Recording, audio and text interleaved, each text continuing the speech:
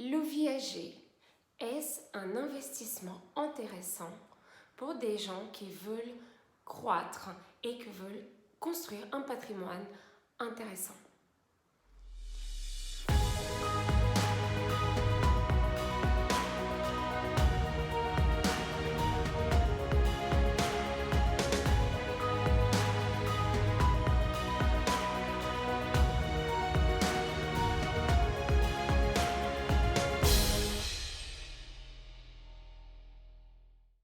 Bonjour, je suis Détélina Duteil, investisseur immobilier et coach.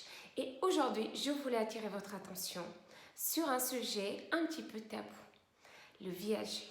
Alors, sachez que le viager représente à peu près 1% des ventes immobilières en France.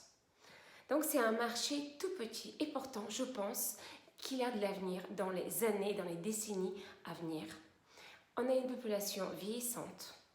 Les montants des retraites ne suivent pas l'augmentation du coût de vie et il y aura de plus en plus de personnes âgées qui vont recourir à cette solution pour améliorer leur vieux jours, pour améliorer la qualité de leur vie.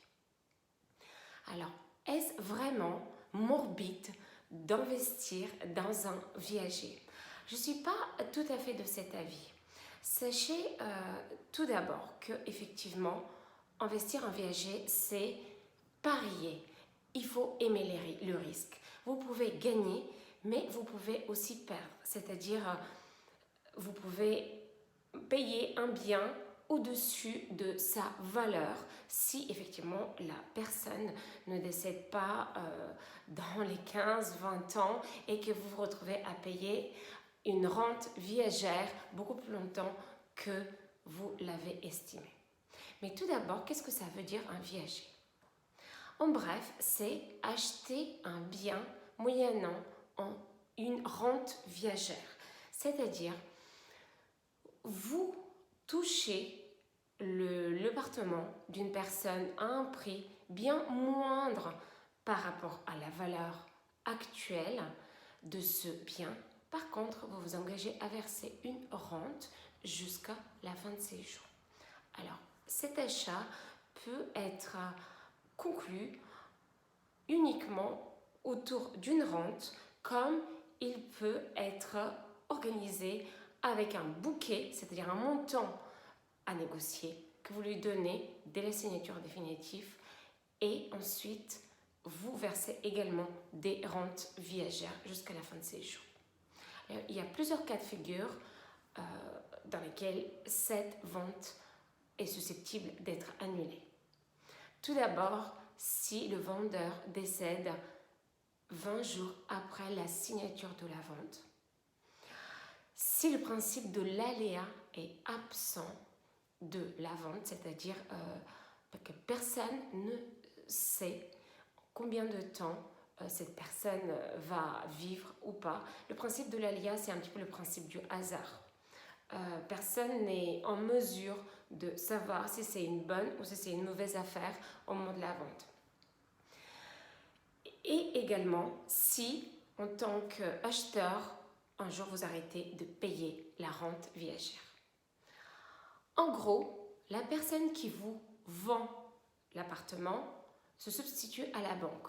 Au lieu de rembourser un crédit, en fait, vous lui payez une rente jusqu'à la fin de ses jours. Est-ce vraiment une très mauvaise idée d'investir en viager en tant qu'investisseur? Alors, je ne pense pas. Évidemment, je déconseille de commencer par investir dans un viager. Par contre, si vous êtes propriétaire d'une quinzaine, d'une vingtaine d'appartements, que vous avez de la trésorerie, je pense beaucoup plus intelligent de réinvestir cette trésorerie dans l'économie réelle et au passage, vous faites du bien. Vous améliorez les vieux jours d'une personne plutôt que cet argent dorme dans les banques. Sachez que souvent, quand les personnes enlèvent du stress, c'est-à-dire qu'ils touchent ne serait-ce que 200 € de plus chaque mois, eh bien, ils ont une espérance de vie un peu plus importante. Certes, vous êtes un investisseur, vous avez tout intérêt à occuper, à prendre possession des biens le plus tôt possible. Toutefois, aujourd'hui, il y a très peu de ventes qui se réalisent avec des crédits en dessous de 15 ans, en dessous de 20 ans. Donc, dans tous les cas de figure, vous êtes amené à patienter. Mais en patientant, vous pouvez également améliorer la vie de quelqu'un. Donc, je le répète, à mon avis, il ne faut pas commencer avec un viager. Mais par contre, dans un souci de diversification de vos investissements, avec le vieillissement de la population, je pense qu'il y aura des affaires intéressantes à faire aussi pour les investisseurs. Comment est-ce qu'on détermine le montant de la rente? Alors, sachez tout d'abord qu'il y a le viager libre, c'est-à-dire que dès la signature, vous prenez possession des lieux. Dans ce cas-là, le montant effectivement de la rente est bien plus important parce que de votre côté, vous pouvez louer ce bien et le viager occupé. C'est-à-dire que le vendeur conserve l'usage de son appartement jusqu'à la fin de ses jours. Alors, tout est négociable.